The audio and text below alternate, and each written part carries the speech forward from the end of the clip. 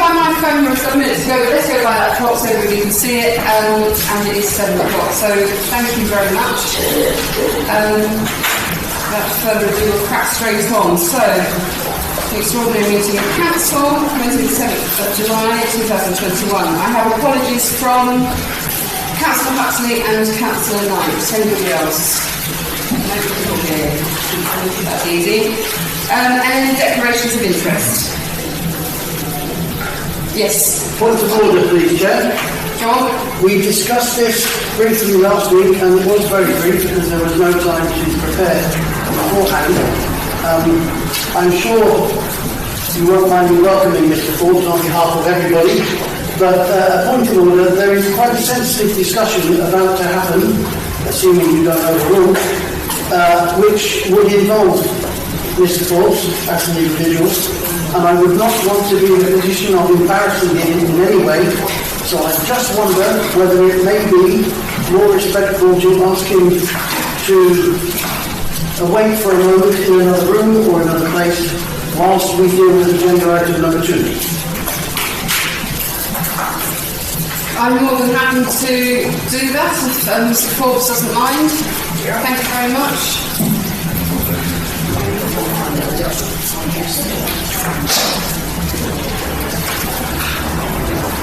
Thank you very much. May I continue with the point of order, please, Chair? Thank you very much. Last week we had a brief discussion on declaring an interest on this matter, and at the conclusion of that,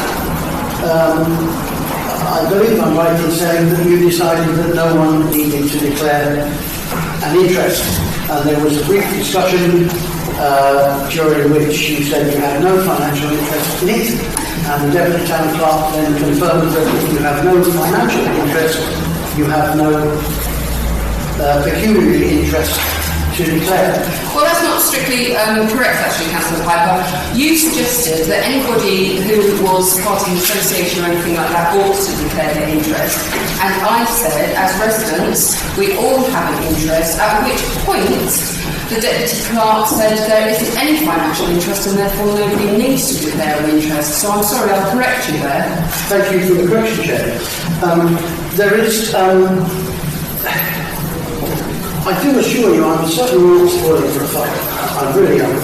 But there is a rule regarding declaring a pecuniary interest. I wonder, Chair, if you are able to tell us what that rule is, so that anybody in a minute who's asked whether they have a pecuniary interest to declare is able to answer with all the facts in front of them. I'm going to defer to the Town Clerk, Deputy Town Clerk at this point. Thank you. Okay, how I describe it normally to councillors is how the public would look at what you are doing in relation to your association with that subject. So, and generally it's if you have a personal financial interest, as a new person you're going to make money from this. I think Councillor Ogden knows as much as I do. Or it is related to someone associated with you. So, for example, a planning application of your next door neighbour that you don't like and you vote against it or whatever, it would mean that you have an interest to stop that going ahead. If you are on the board of a company that's going to receive money, then you have an interest. But I did say last time that it is up to members to declare an interest. If they don't declare an interest and it comes back and bites them, that is their problem and the monitoring officer will deal with it. So it's more of a financial interest that you would gain something or someone close to you would gain, so a partner, a daughter, a son or whoever. That's my understanding of it. I am not qualified, but that is my understanding of the interest. And with that, as Chair, I will ask, does anybody have any connection to Peter Forbes or Stratford Associates? Right, that would be no then. Sorry, I'm still talking. Does anybody have any reason to gain financially from Stratford Associates or Peter Forbes? No. So does anybody have an interest? I would suggest no. Councillor Piper. Madam Chair, thank you very much. I'm afraid you're looking in completely the wrong direction.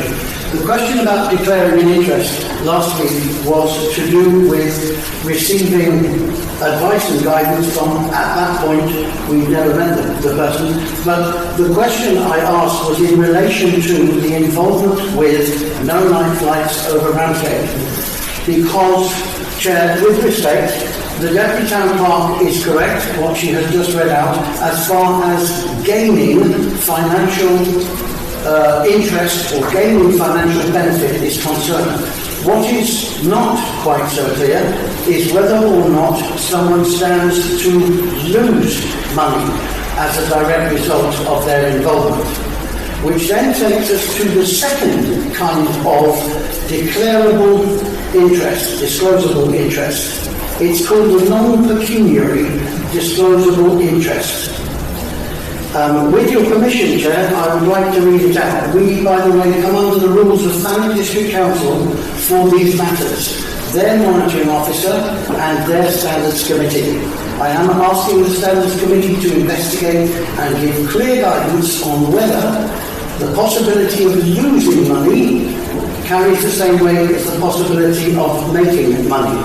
But on the non-pecuniary interest, it is described in the rules and by TDC as a significant interest. Is an interest which affects the financial position of yourself and or an associated person.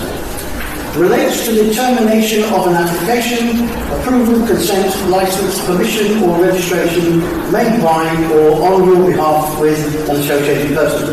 And then it goes on to deal with various other things, but the point that the Deputy Town Clerk made, it says an interest which, in any case, a member of the public with knowledge of the relevant facts would reasonably regard as being so significant it is likely to prejudice your judgment of the public interest. My argument is that those who belong to and may be officers of No Night Flights over Ramsgate and those who have contributed financially to that organisation or indeed to the judicial review do have, if you'll pardon the expression, skin in the game. Those of us who do not belong to any other organisations, third parties they refer to, do not have any skin in the game, therefore have no interests to declare. The last paragraph, Chair, on the significant interest is anybody, and not anybody, but any group of people, anybody in respect of which you are in a position of general control or management and which exercises functions of a public nature, No Night Flights over Ramsgate does that, or is directed to charitable causes, No Night Flights over Ramsgate does that, or has at its principal purpose, or one of its principal purposes, the influence of public opinion or policy. I think, with respect, I would suggest that anyone who has financial skin in the game is failing at least one of those four objectives, and therefore ought, for their own protection, given that the monitoring officer recently announced that members of councils could be held individually responsible for the decisions they take. I would respectfully suggest, Chair, that the decision last week was mistaken, and this week I have tried to give an example of why it was mistaken and how it might be a mistake this week to repeat the same mistake. It says if you think you have a significant interest, you must declare that existence and the nature of the interest when the interest has become apparent. Once you have declared it, you must get dispensation by the Standards Committee or the Monitoring Officer, for which you will have applied prior to the meeting for. So, I personally believe a good number of councillors in this room were mistaken last week, and if they don't declare an interest, would be mistaken again. And it will require a decision by the Standards Committee of Cannock District Council to make a decision on whether a mistake or not has been made. Thank you very much for your patience, Chair. Councillor Green.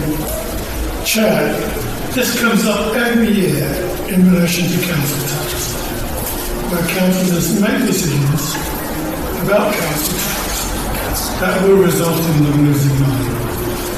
Council every year, and the monitor always says it doesn't apply because your only interest is because of where you live. And because of where you live, you're going to live in the TDC area, and therefore this law doesn't apply. Thank you, Councillor Wood. I just think this is a non-issue really, because if you look around this room, I am a member of No Night Flights. I'm not going to declare that just because I know that some people in this room are members of pro-airport groups. You yourself said that you sought advice from River Road Strategic Partners. I never trusted Stonehill Park. I don't trust River Road Strategic Partners either. It's quite interesting that last night we were at TDC, and again River Road Strategic Partners were allowed to have a briefing. We didn't learn anything new. Several weeks ago, I was on the West London Cliff, and Councillor Banbridge is there with Tony Floydman, and she was surprised to see me. I don't know why, it's my regular walk. So if we're going to go down this route of declaring interest, surprise, surprise, they walk into the port. I said hello to them, she was quite shocked, and then we suddenly find the port is a big issue in RSP's own plans from last night's briefing. So, I think everybody in this room would have to declare an interest either for or against. So as a consequence, I think it just neutralises the whole thing. Last night, I tried to object to last night's meeting.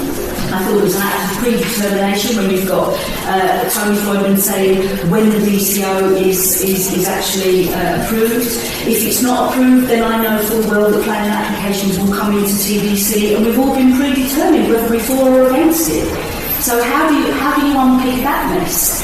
And what you're asking for people to be honest, and I will put my hand up and say, I'm a member of No Night Flights. I'm not going to lose any money. Actually, I don't care about money. What I care about is my health and well-being, and the health and well-being of the people that voted me in. And no disrespect to you, because I think a lot of all the people in this room, and what you care about is another set of things. Does that make sense? So, I'm not financially involved. No, it's not financially involved. You've met with RSP, I didn't know with RSP. Not None of us are going to make any money or lose any money. This could go on. I'm going to say this from the chair. All of us have an interest. As I said last week, we are residents of Ramsgate. The Labour group were voted in on the fact that we stood against the cargo club. So again, that's what Labour stood for.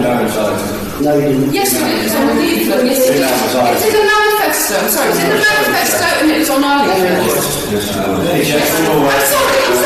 We have proof of this. I'm not going to dispute that fact. That was what I was voted in on. The fact of the matter is, everybody in this room has an interest. Not true, Chair. But not a financial But none of us have a financial interest. We'll keep this brief. We've got Councillor Piper and I've got Pat Matheson, thank you very much. Because there's a gentleman next door that's come all this way to present to us there, and so far I don't think that we're hearing anything of any help. Councillor Piper. Thank you, Chair. Going back to what was previously mentioned, there are council members in this chamber who are members of No Night Flights. And there are members here who are not members of any which way, any other anti-airport, for the airport. They are not members of a social media group. And there are some members in this chamber who are.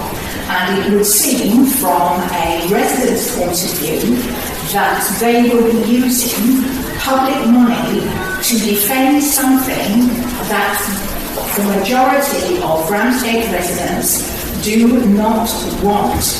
I'm sorry, it's not bad. There are members, you cannot deny there are members in this chamber who are members of a social media group pushing for the airport not to be open. I'm sorry, Councillor Piper, there are members in this room pushing for the airport to be open, and I refuse to comment about the majority of Ramsgate. There has never been an official role with regards to. I'm sorry, I'm not letting you finish because I'm the chair and I'm allowed to talk. And actually, if you look at the standing orders, it says when the chair talks, then the rest of the council listen. So thank you for that. Yes. Nobody is declaring an interest because there is not a financial one. Everybody has an interest in it because it's the airport. Whether you're in the room, no, I'm sorry. No, you cannot refuse to hear a point of order, Chair. You should know that. You've done the course. With respect, I would like it noted that I formally object to you making the decision on behalf of the whole council, and I formally disagree with your evaluation of the matter, which goes absolutely against Thanet District Council's own paperwork, and we do come under Thanet District Council with regard to these matters. Could you also please note, fair warning, I am submitting a complaint to the Standards Committee against this council because of the decision you have now made twice. Right, in that case, Councillor Piper, if you'd like to put it to a vote and I'm going to propose it, we can vote on it, I'm more than happy to do that. Vote on what? Please, Taking us forward. Taking what forward? With regards to declaring an interest, what is it that you were talking about? You've already ruled no one has to declare an interest. And I've said, would you like me to vote on it? Would that help? No. Excuse me. Thank you. Okay. The first line from Thanet District Council says your disclosable pecuniary interests are those interests that are or should be listed on your register of interest form. Have any members did anything to do with this evening on the interest forms that were submitted to the monitoring officer?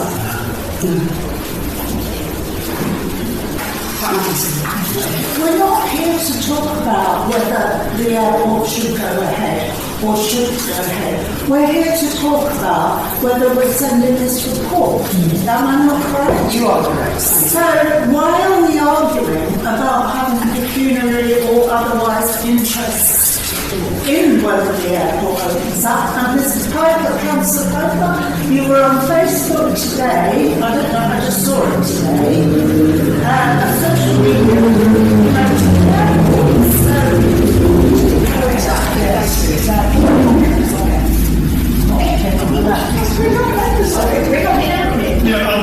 I'd just like to say, if this was a planning issue, where this council was making a decision, then some people here might have to declare prejudicial interest. But it's not.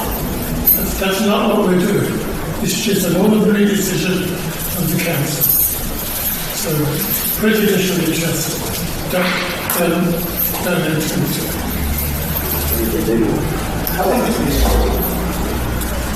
Thank you. Right, declaration of interest. Item number 3 on the agenda. So, Ramsgate Town Council's response to the Secretary of State Transport's call for evidence to inform his decision regarding the application for Clean for a freight club at Manston to consider the request of the Secretary of State.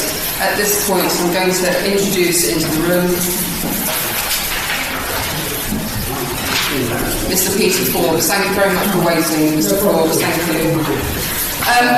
If it's okay with you, Mr. Forbes, I'm going to hand you over to talk to your report, if that's okay, to explain it to us, and then there'll be time for questions at the end. That's fine, yeah. That's fine. I haven't prepared a sort of formal presentation, so I'm just going to run through off the cuff, if that's all right with everybody. Just to give you a bit of background, I've worked in aviation for about 35 years. This year I've worked for BTAC, then I worked for Civil Aviation Authority, then I joined Callum Stratford Associates, which is a kind of specialist aviation consultancy. And fairly early on, I had some dealings with the Women's Group, and actually the Terence Royal. contractor, we work with them.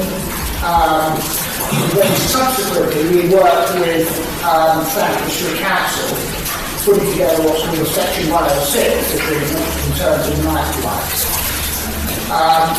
But that's history. And since then, as you well know, River Road Strategic Partners have come along, and we have the plan to develop the trade hub. I haven't been involved actually personally in project work since then, but I do take an interest in aviation matters generally, and I've commented on our website about it, and also I think I put some posts on social media about it, because I think it's an important issue. It's a very emotive issue here, I understand that, but, it's something that I think my views are set apart. I hope everything's based, but I hope they are in the interest of Ramsgate and the community as a whole. Because, as I said, I don't think there's any evidence as the things required in the past that, there's any, commercial need for this trade hub in the first place.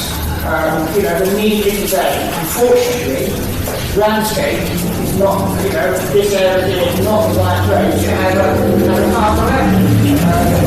I understand the interest is very important. But that's a different subject to whether to not any cargo. Just to run through the report I wrote, and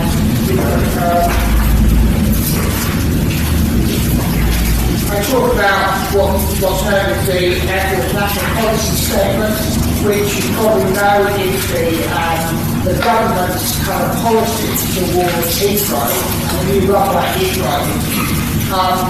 And that's been through a number of legal challenges. The situation now is that that's still, government policy that there should be a new runway at Heathrow. Obviously, we've been through the pandemic, and it's going to take time for traffic to recover. It may be that eventually it's not needed. However, I think as far as the Manston development goes, the situation is that it wasn't needed for Heathrow because of the various reasons of traffic demand. Certainly, there won't be a need for a freight hub down here at Manston, because obviously traffic would have declined anyway. And there's reasons why traffic may not be growing quite so fast in the future. Obviously, there's been a pandemic, there's Brexit, there is also climate change. And climate change is going to be a real challenge for the aviation industry, because somehow we're going to, people are going to, unfortunately, and I like flying, my work, I think somehow it's going to, aviation is going to have to, the growth level's got to come down in the future. And that's the reality for climate change. And that's going to apply to cargo, it's going to apply to passenger flights as well. As far as air freight is concerned, air freight is obviously the main sort of reason for developing Manston. You're probably aware that air freight over the last sort of year or so have increased quite dramatically across the world and in the UK as well. And that's obviously because freight is carried on, it hasn't been possible to carry freight on passenger aircraft, you have to use dedicated cargo aircraft. The overall market has declined in the UK by about 20%, certainly over the last 12 months. So there is a general decline in air freight, even though the numbers of dedicated freighters have gone up. And that's, on the one hand, you might say, well, actually, that's good thing, because it makes Manston more favourable. But I don't think that's the case, because once the passenger aircraft come back on stream, there's no doubt about it that passenger very old freight is the cheaper option and there's plenty of capacity for passenger belly hold capacity at Heathrow, certainly at the moment, other airports across the UK.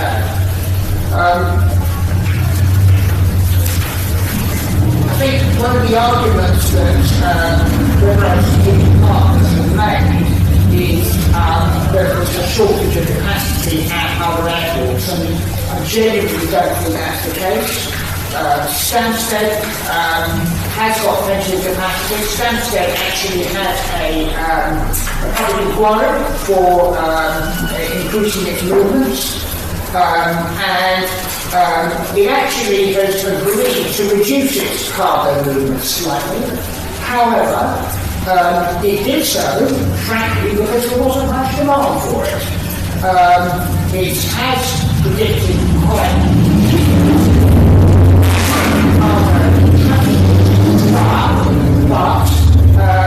but they think that's going to be very long, so they reduced it. There is still plenty of capacity there in the number of slots that they've got, so potentially they could expand a bit, there's no question, over the next probably another 2030 at least. But in fact, really the centre of gravity for freight is to a large extent in the Midlands, because there there's lots of distribution centres, fulfilment centres.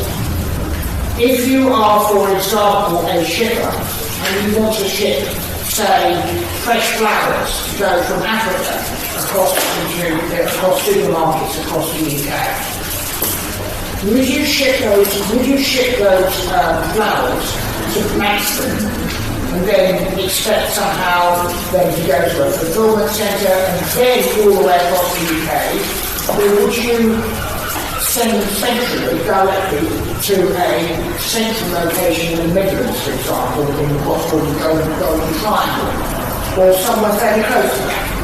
Because there you've obviously got far more kind of options in terms of distributing it. And things like fresh flowers, I don't have to tell everybody, the time is of the essence. You've got to do things quickly. So you can imagine, having a location down at Maidstone for a freight hub is not ideal. Plus, you've got issues with trucking, because as you probably know, truck drivers are allowed to drive for 9 hours a day. Now, that's, a problem, because, a lot of, the distances, they're not going to get sort of there and back from Maidstone, out to, I don't know, Manchester or something. You're going to probably take a lot longer than 9 hours, so it's not ideal. I did hear today that on the news coming here, they'll actually going to increase that 9-hour limit to, I think, 10 hours. But I think that's a temporary measure. But so, the argument is, I think, from an aviation standpoint, from a logistics standpoint, that really Maidstone is not an ideal place. So, we're coming now really to say, well, why then is it being promoted? I think, that's not something that we've asked for in this particular response, but I think there are other reasons for why RSP are doing this, and they see it more land development. That's just a personal view.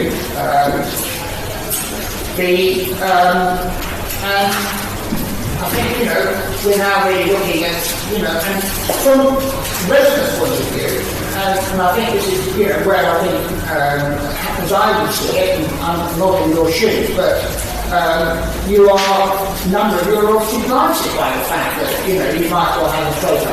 And jobs, I fully understand why people want jobs here. But those jobs will only materialise if the cargo hub is a commercial success. That's absolutely critical. You won't get them. We've had 150 jobs before it occurs. Those jobs won't come if it's not a commercial success. And I somehow get the feeling that, from what I've come to understand, that some people don't appreciate that. So, as I say, that's how I see it as someone who's worked in the industry for a long time. Obviously also you've got impacts, as I say, on noise, and certainly if the figures are to materialise as required by the BCO, there's going to be considerable noise levels over landscape. And similarly there are impacts on tourism. And I'm looking around talking, quite a nice place to go and come visit, and aircraft flying over once every sort of 10 minutes is not exactly ideal. So I can fully understand that argument. So that's really, as I say, in a nutshell, how I see it. If people want to ask questions, then feel free to do so. Thank you very much. Councillor Wu. I started as an airport supporter when I Spitfires back, and then I tried to find the opposite view to my thinking. So I may well start to sound like an airport supporter again, but I'm trying to challenge my thinking against the airport. So it's to do with possible growth, because Tony Gordon talked a lot about possible growth last night.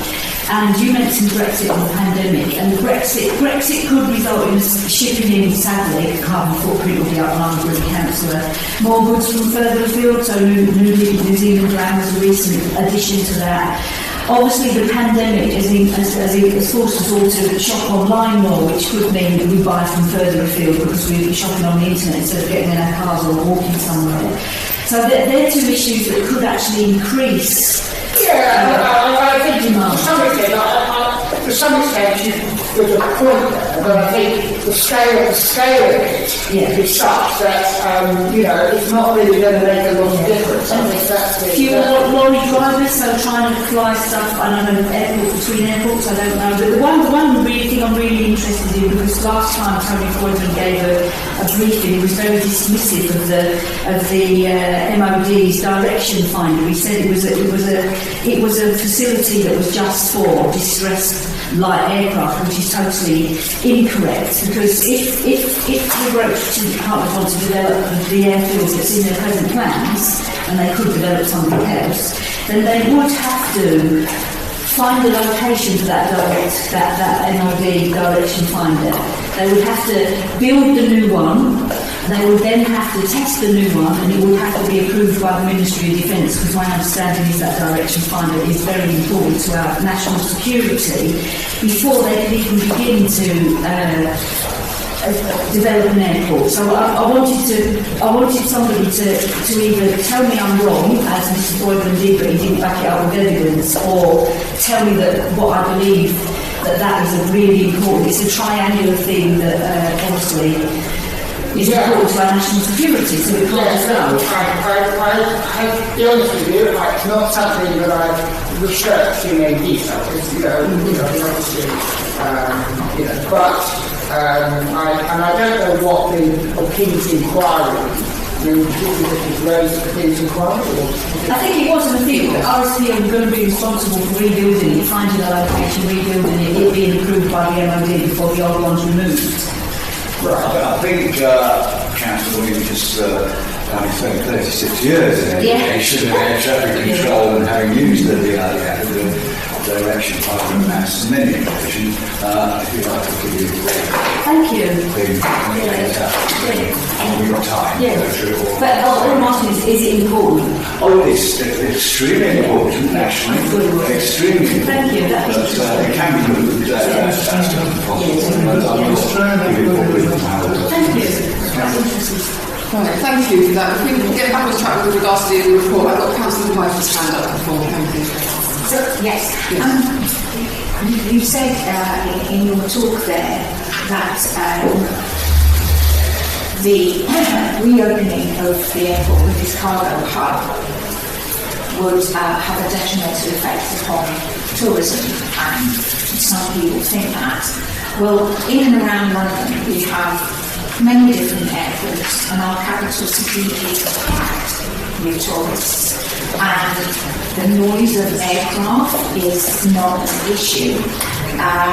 You also said that passenger flights, and correct me if I'm wrong, that passenger flights would be reduced because of the carbon footprint.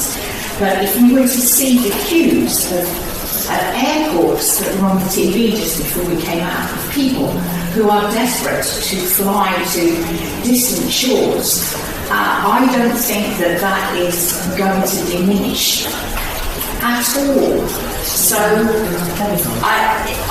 can't buy it will badly affect the tourism of this area. Yeah, I mean, tourism was looked at in some detail at the King's report. The King's certainly a mixed view about it. They sort of thought that maybe in travels there might be some benefits. In Ramsgate, though, which is, to some extent addressing my report before they thought it would be a detriment to the flights are there. And I mean, I can to some extent sympathise with that because, it's not London, to be fair. London's got hassle and bustle and whatever. It has because you've got, water on the seafront and things. That's different. Thank you. Councillor Hetherington. You mentioned here about this, a lot has been said about jobs, which is all right.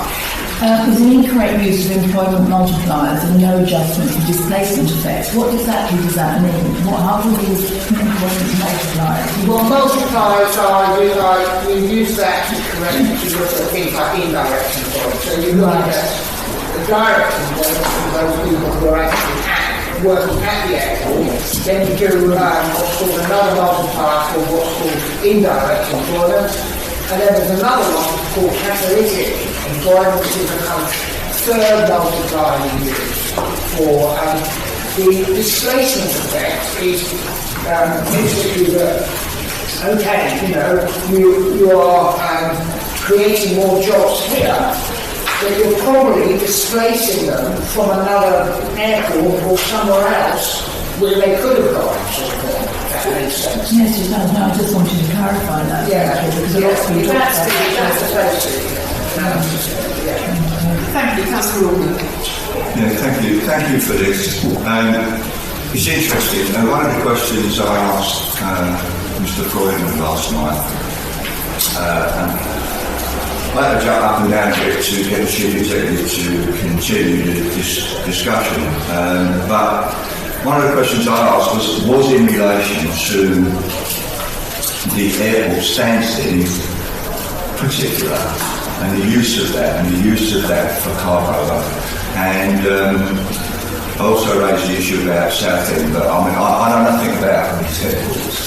But Mr. Ford said obviously in relation to Southend it wasn't viable at all, you only got the room and everything, and I accept that. And I think it's interesting to see what you've said about the use of standstill and what Mr. Freudman answered me about, which when you look at the balance of what his answer is and what your answer is, it's just a different nuance to the use of that airport. But I think the other thing I think for me is what concerns me is you raise the issue about, let's say, your flowers from Africa or fruit from Africa. And that's quite often when the airport was open, we would have that coming into Manston. But they would then be, once that was installed, and the TDC's environmental health officers going through the process of looking at meat and food products as it comes into the airport. Obviously, if there's a problem, then that doesn't go out. The merchandise doesn't go out, it's got rid of. But it would often go in, and maybe George correct me if I'm wrong here, but would be, obviously, fruit, flowers would be refrigerated, or cool, like in a cool truck or whatever that is. Now, Mr. Freudman was going about the use of using Ramsgate ports, so they would have to be put into refrigerated trucks to come from Ramsgate Port. It would then have to be unloaded from those refrigerators onto ships or barges, of which they previously said were going to be It's electric. absolutely incredible. Yes, it's a nice inverted commas. It sounds wonderful, but in reality, of course, you know, Well, you're trying to get the stuff out as quickly as Exactly. possible. The point I was coming to, I know it's a long way round, please bear with me. Then that's then got to be taken, as he said, by electric or hydrogen barges down to Tilbury, then to be unloaded from Tilbury or other docks along here, then into lorries or possibly train, and then go up to wherever it's going. And my thing as well was, one of the things that wasn't brought up last night was the use of the East Midlands Airport. And I think that's important. I often go down the M6 and up to see my family, and massive warehousing, etc., as you know, in that area, or where the majority of the freight in every country the country go to, and this is expanding. I think my problem with this, and always has been, is I love Manston Airport, like most of us here who have lived here since early 1970s and all this.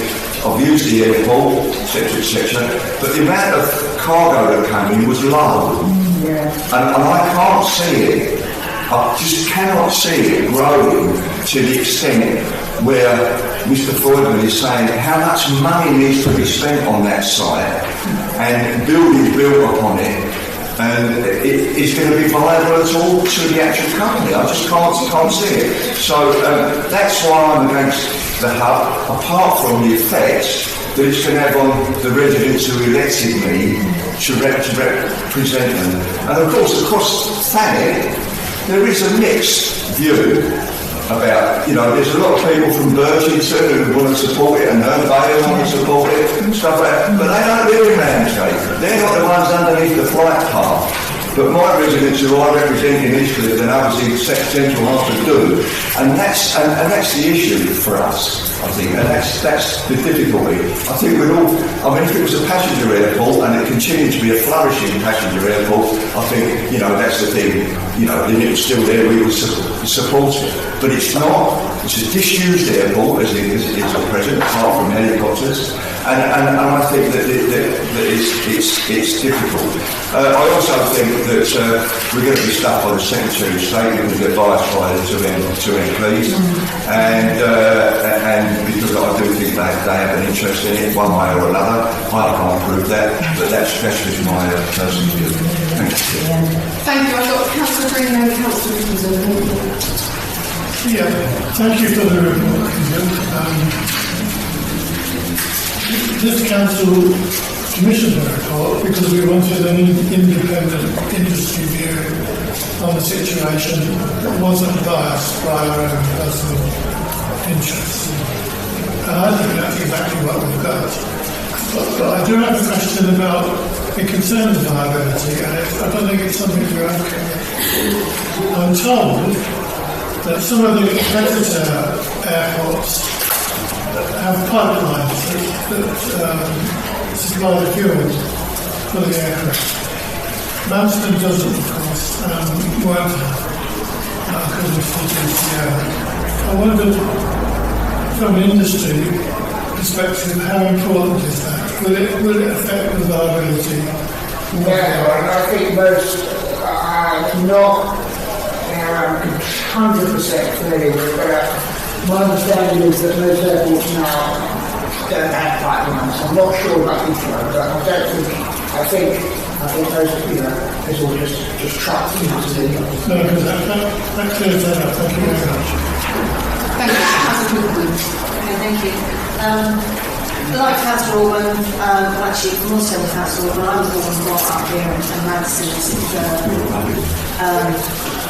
Part of my childhood and growing up, so I do have very fond memories of it.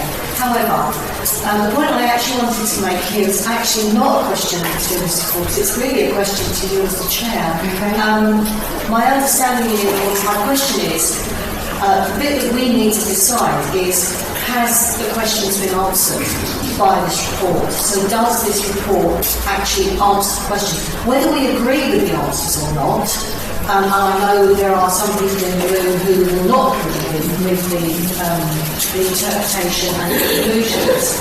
But for me, the question tonight is less about rehashing the old debates about is it 500 jobs or 1,000 jobs or whatever.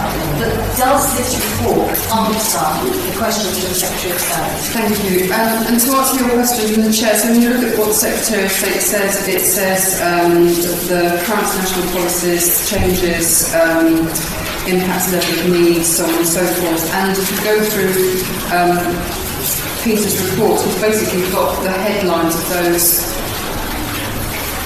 requests. I think it's slightly hard to do it. Exactly. So it's I mean, each headline is part of the request from the Secretary of State to reply to those, and I would say yes. I just is the answer to your question. Away from that bit, and that to me is what I thought that we were discussing. Yeah. It does this report do the job we wanted it to do. Yes. Even if, to my left, we know that some of the conclusions are not going to be agreed with, and possibly elsewhere. Thank you, exactly that. And yes, so this is, tonight's meeting is in regards to that report, isn't it, and writing a submission from Ramsgate Town Council to answer, to reply to that report. Thank you. I've got Councillor Pudgeon and Councillor Young. Thank you. Thank you very much. Thank you for your report, Peter. To the question, does it answer the questions asked by the Secretary of State? Personally, I'm very surprised that the amount of comment you have regarding COVID in your report to this council is very limited. Just a couple of sentences in a small paragraph. It's kind of referred to. But as everyone in the room knows now, I have pulled up an article you wrote a year or so ago on COVID-19, which was considerably more informative. And in fact, you conclude that article by saying, having spoken in the main about COVID causing an increase of speed in freight, you conclude that article saying the aviation sector has proven in the past it can provide quick and reliable support for disaster and other emergency relief, and is now embarking on perhaps its greatest ever challenge. Given that the thrust of that article was the rate which is much slower at which the third world is catching up with COVID and its treatment, and indeed the first and second world, if I can put it that way, are struggling under multiple waves of COVID. How is it that what was apparent to you a year ago doesn't appear to be apparent now, because you barely touch COVID? This applies to third world countries. It applies to dirt tracks in Africa where they're delivering, out to refugees. That is what the article is written about. But with respect to the big planes that fly from the first world to the third world, with all the stuff they need, are not taking on the contracts. I think the main department has to do one or two humanitarian aid flights going out there. So you're not going to run a commercially viable, airport. Most of it actually goes out from RAF bases and things like that. Yes. So, this article here was written entirely with that in mind. Thank you very much. The other thing, one of the other issues you covered quite a lot in your report on locational factors, and you speak quite a lot about the Golden Triangle, which you touched on in your verbal report this evening, and the issue of drivers and so on, which you've already acknowledged the government in the short term are looking at increasing that to 10 hours. However, the Golden Triangle, an area that extends between Northampton, Birmingham and Leicester, and it includes the prime logistics parks. Yes, I've been up and down the roadway, I've seen a few of them myself. But your report only pays slight mention of Amazon, which isn't in Northampton, it's in Bedfordshire, it's in Cheltenham. As I suspect you know, it is a huge depot, and just for interest's sake, you do mention the fact that Amazon are building another huge depot in Dartford. who they are. Yes, and we don't know yet. My point is, with respect, we don't know yet that Amazon have finished developing in the southeast. Just as some examples, Northampton to Sheffield is 113 miles. Northampton to Manston is 147. Dunstable to Manston is 116. Dunstable to Sheffield is 134. So in terms of its location and miles used and travelled, which was the thrust of your comments about the length of time drivers are having to drive, there is not a significant difference between driving from Northampton to Manston or Northampton to Sheffield. There's not a massive difference. So I find, though your argument is well presented, I'm not at all sure with respect that it stands up to criticism or scrutiny. Well, let's go through that. I mean, Amazon operates in East Midlands. That's their main base, okay, in the UK. They have started doing flights into Southend. They're also looking to go to another airport. I can't tell you too much because it's confidential, although I am actually involved with it. And that airport is in the north.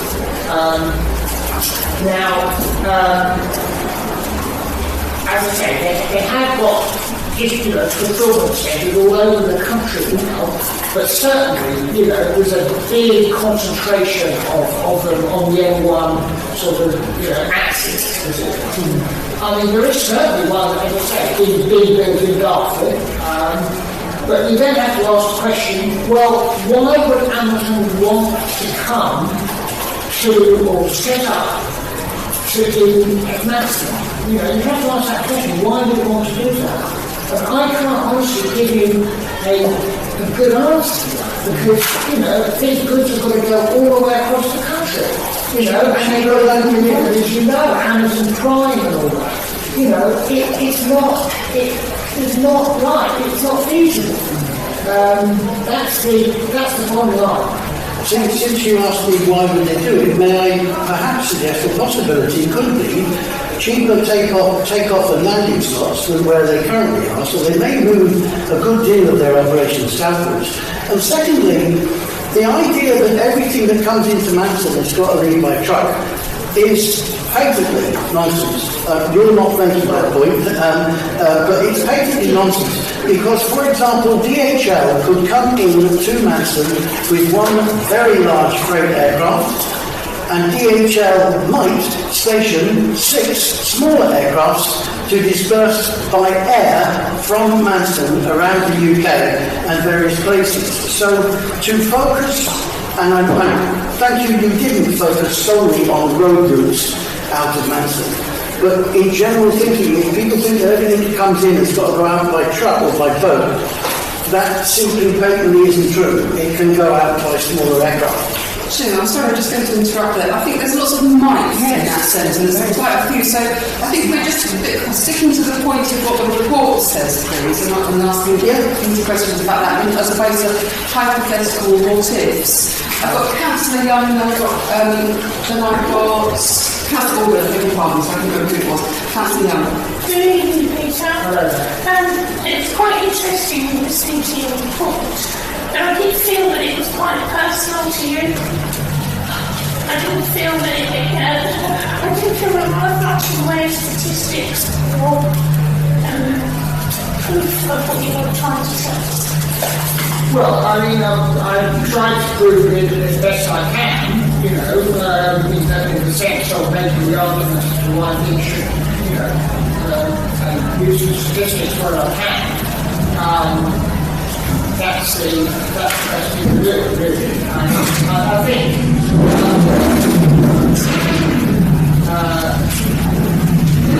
forecasting, traffic forecasting, for example, is notoriously difficult. You can't really get it. It's very difficult to get wrong. And you've got to get all sorts of definitions. But I would hope that I made the arguments that I'm reliable. I mean, one point I didn't mention when I gave my sort of talk earlier on was that I think it's quite telling that there's no noises, no support from the logistics and the trade industry saying we should have that, so we support that, yes, whatever. There's nothing there. And, you know, I don't believe any appetite for the best thing to do is to say, well, it's another option. But that's the best thing to do. No one's saying I think it's a good thing. And you would have thought that RSP, if you're happy against support, they the first thing was support it. They wanted to smash out and be publicised. But they didn't. And as you may know, when they presented their forecast, or as of the 30th, presented their forecast, they said they had done interviews with all the things in the logistics industry, but they couldn't release the transcript. Yes. I mean, how ridiculous is that? Thank you. I just wanted to just keep going with really. I just wanted to go back to Stuart. And just when we were talking about guidance between, you know, each people and the north and whatever, there is one big difference. There's one big difference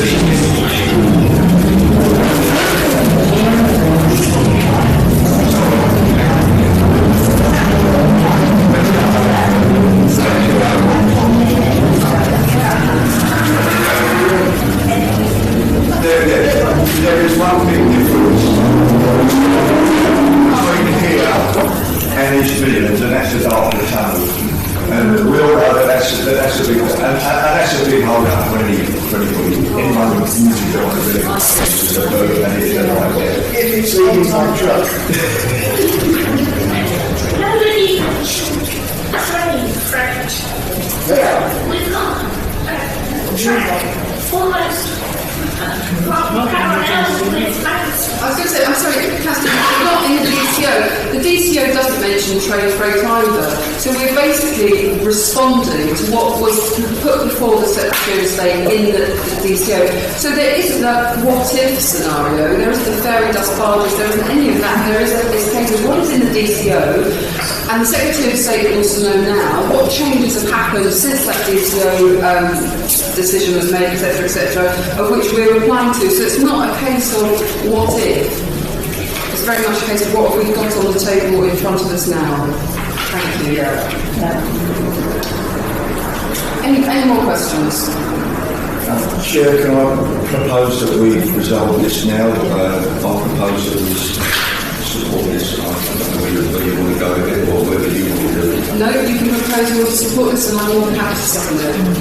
Propose that we support this and we get out. With respect, Chair, with respect, we oughtn't really to be doing that just yet, because Mr. Forbes is still in the room, and it may be there needs to be some conversation among councillors before we then vote on Mr. Forbes' proposal. I'm happy with that, Chair. I've got no problem. No disrespect at all, Mr. Forbes. No, I'm happy with that. I'll get next door. It's probably better off in the club anyway. Thank you very much. Now, just taking a seat. Right.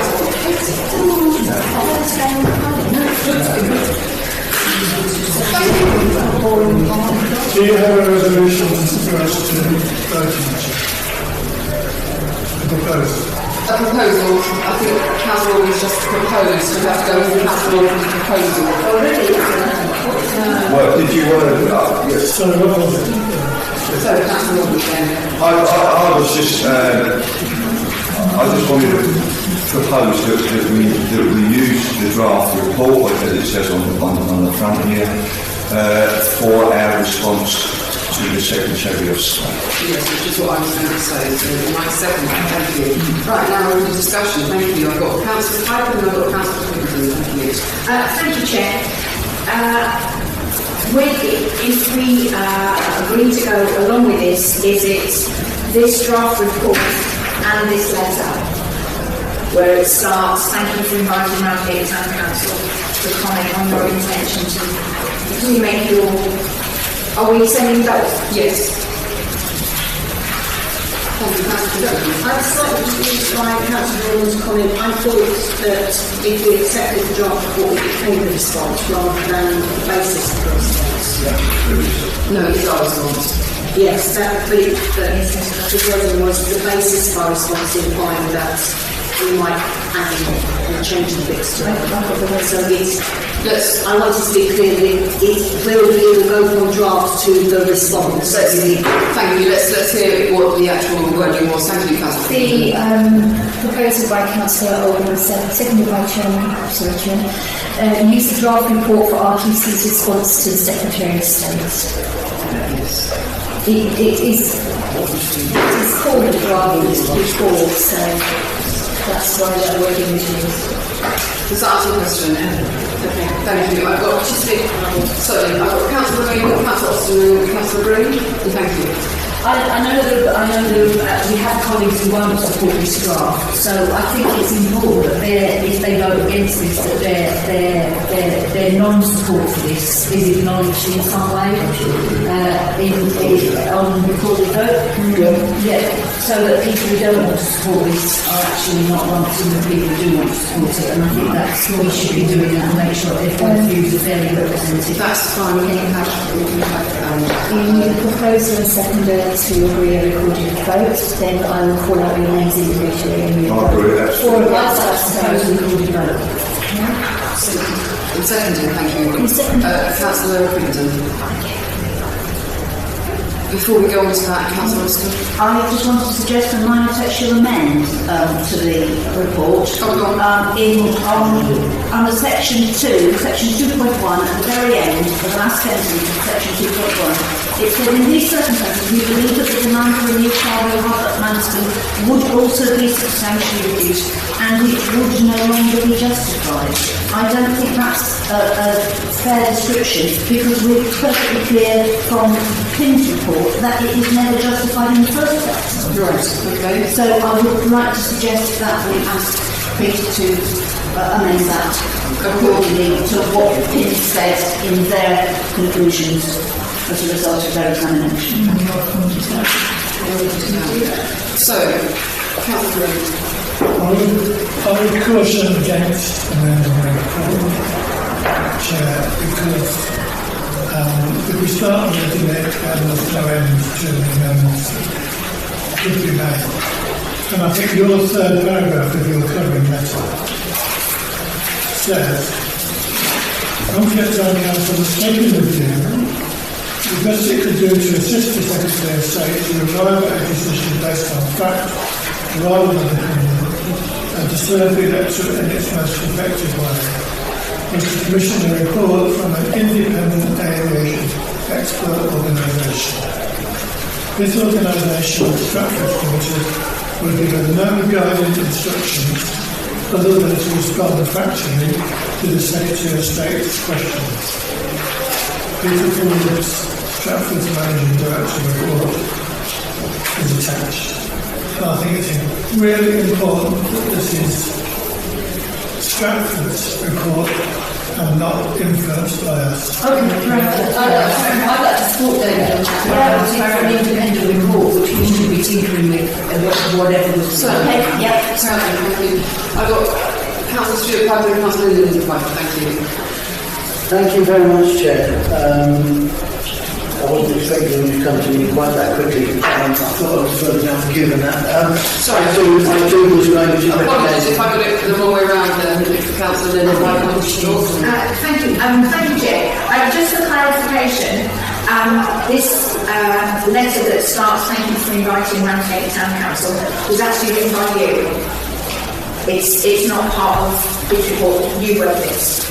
I wrote this. Okay, thank you. Yes, thank you. There were two brief things. I think what I wanted to hear was what was the resolution last week. Was the resolution last week, and forgive me if I've got that wrong, Councillor Crittenden, was the resolution last week to get a report which would be our response, or a report which would be added to our response? I think that was what you were saying, but I'm not certain. But it certainly was the question I was going to ask. What was the resolution last week, please? Sorry, David, say that again, sorry. I believe it was just the commissioner report. Thank you, that's what the word I was trying to search for, was commission. I can get the resolution from my office. Thank you. Whilst that's happening, Chair, there is little doubt that Mr. Forbes is an independent assessor, not least because he operates by himself. Stafford Associates is him. So he is independent, that's for sure. But whether or not it is fair to say he is therefore impartial, I have a serious issue with that. Because there are reports concerning Manston Airport and its viability written by this gentleman in which he slates River Oaks Strategic Partnership, he slates Tony Corbyn in person, he believes that it will be a damn good thing if the judicial review overturns the decision, so he is biased from the word go. So independent, yes, impartial, no. And that would be, quite apart from differing of opinion that I may have with him over the content, that would be the context in using him in the first place. I know you are aware that I have suggested that you did do due diligence on this gentleman beforehand, because I simply can't believe you would appoint somebody without checking out. But it may be that you didn't come across those articles in which it is patently obvious for several years now he has been foursquare behind the tent and reports to stop Manston reopening. So I just have to make that a matter of record. It is true, I have the documents, it can be backed up. I do not think his report is impartial, and therefore we should not use it. Your comments are noted, Councillor Piper. Thank you. Councillor Lynn Piper. No, I'm good. It's just about this. Right, sorry, Councillor Young. Can I just check something out here? We've got the 93,900 quoting in here. Does that include the 10 grand that we put in? That comes separately or not? This amount of money Jen Dawes has. How does the 10k that we put in? Where is that? Is that in that money or what? No. Not to my knowledge, no. So do we put separately the Drysdale Town Council for 10k? Do we need to put that in the travelling letters to the Secretary of State? I think we're explaining why we're submitting this independent report. Yeah, but you also said the distraction as well. I just wanted to know whether the 10k is going to be either on desk from the Cape Town Council. No, because we're talking about, this particular paragraph is very much we're talking about what the crowdfunder did. So Ramsgate Town Council supported Jenny Dawes, but this particular I would support us in the report. Well, it was a my brain has just gone to mush, it's only been garbled down the sun. It was a democratic vote, sorry, beg your pardon. So you might not have done, but the council did. The council voted. So why is it put down then that the council put 10k? Well, you don't have to. Yeah, it's not relevant. But that isn't relevant to this particular letter. But it doesn't clarify that we put that money in. It doesn't need to. Why? Why am I explaining that to the Secretary of State? Well, what I'm doing is explaining this. We don't have to put it in. Is there something? Yeah. As far as I read that paragraph, as explaining to the Secretary of State, that the list is support against the airport from the public in Ramsgate and wider. And the evidence for that is that they raised £93,900. Thank you. I've got it. I'm going to come to 10 people. It does. I mean, I do see the point, because that money is irrelevant, like you said. It's about answering those questions. So why are we mentioning it? Any of the money at all? That was purely to do with the will of the people, the support of the people, basically. But I voted that we send an independent report, and so we should only be using his words. None of our words should be used, including yours. So you're thinking we don't send a covering letter? I don't think it should be our response. I think we are then putting our own opinions on that by saying actually it was supported by £97,000 of support, of financial support. That's irrelevant to answering the questions, and actually it's not an independent response. And you know I'm not an airport supporter. But I voted for an independent report to go in, and that's what we should be sending, and not a single word should be changed in that independent report. We shouldn't be adding anything to it. I suppose, Chair. It's Councillor Piper did understand. Thank you so much, Chair. I realise I'm a pain in the backside sometimes. Whether or not we send an accompanying letter, and I personally, that's why I wanted to know what last week's resolution was.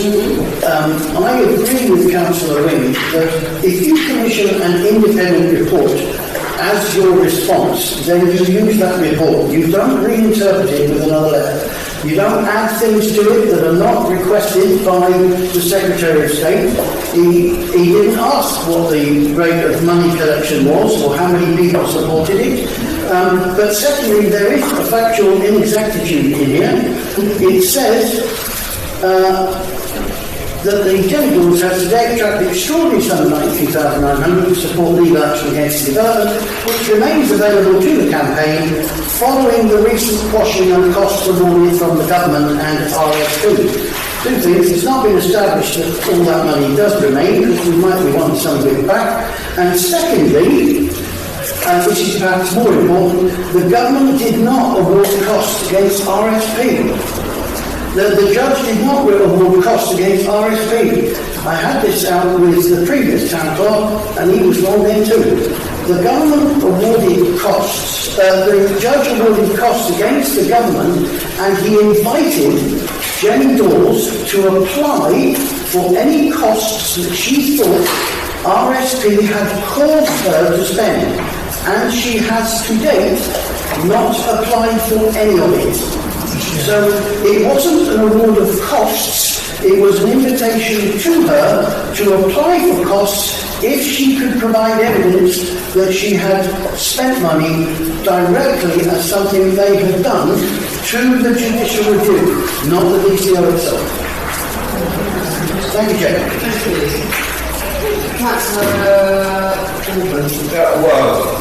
I just come along with what Councillor has said in relation to the money issue, because it really doesn't. The Secretary of State don't care about that.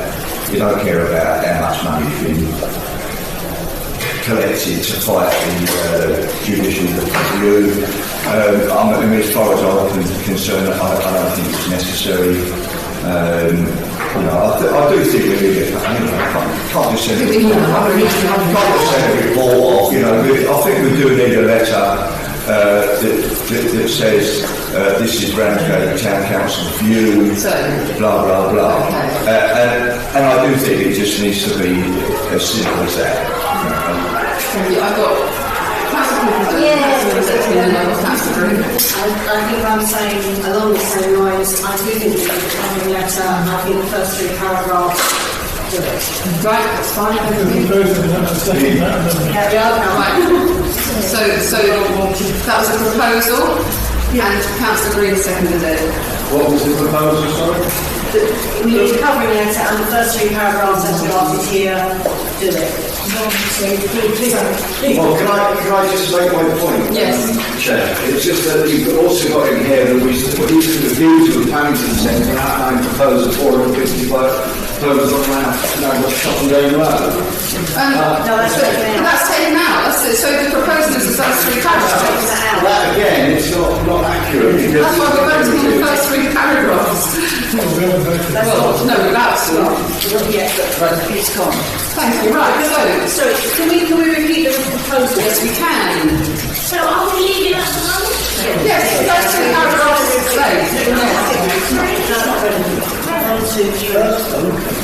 Check who is not. Where does the third paragraph end? Is it? It's very easy. There's one paragraph, thank you for inviting. It is not Ramsgate Town Council. Town Council. It's the third 3 paragraphs. That's what I mean. So that was the 3 paragraphs on there. Yes. Thank you. Sorry. Deputy Town Clerk. Members, you have a proposal from Councillor Oldham and yourself to use the draft report for RTC's response to the Secretary of State. You need to vote on that first and then proceed to the letter. Thank you. This is not an amendment, it is concerning our document. Thank you. We will wait until Councillor Oldham is back in the room.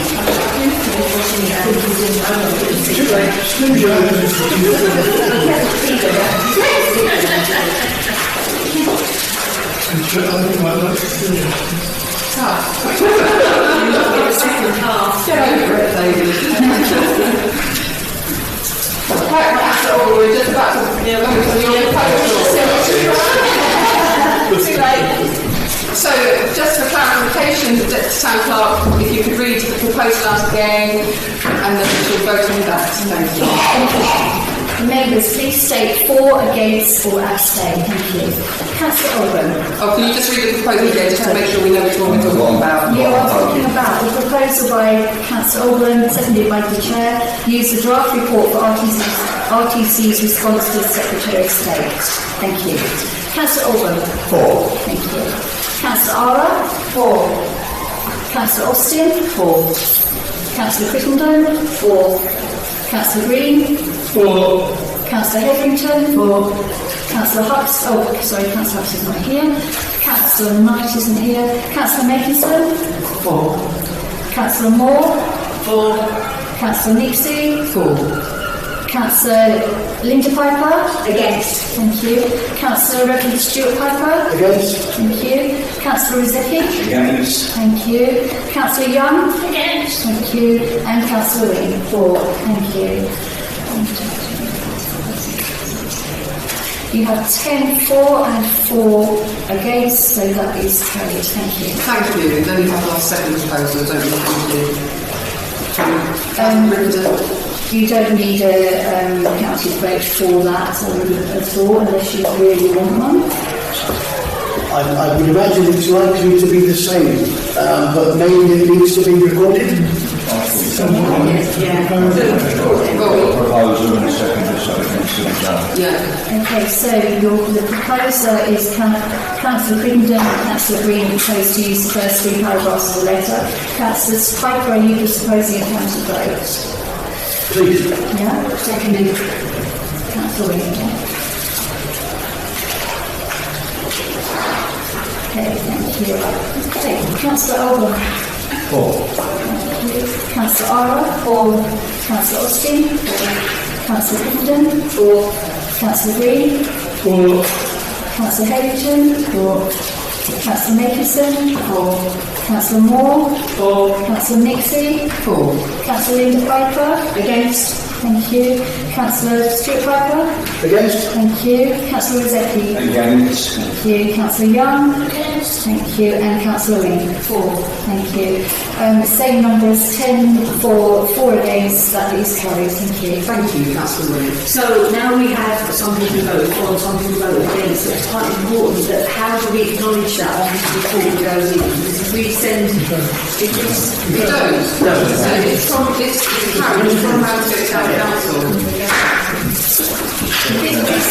The recorded vote will be recorded in minutes. My minutes will actually contain the report and contain the paragraphs of the letter and also listed all your votes. Okay. But that will be the official minutes which will go on the website. I think if I remember right from Councillor Piper's comments last week, if you want to, we can use those minutes as his evidence that you voted against. Yes. So that's, I just wanted to make sure that, Yes. I mean, it doesn't, I'm sorry, Councillor, it doesn't preclude any from either side of the argument writing independently to this. Doesn't really preclude anything. Mine went not to go. Right, thank you for that. Thank you for your time. Enjoy the England game. I think it's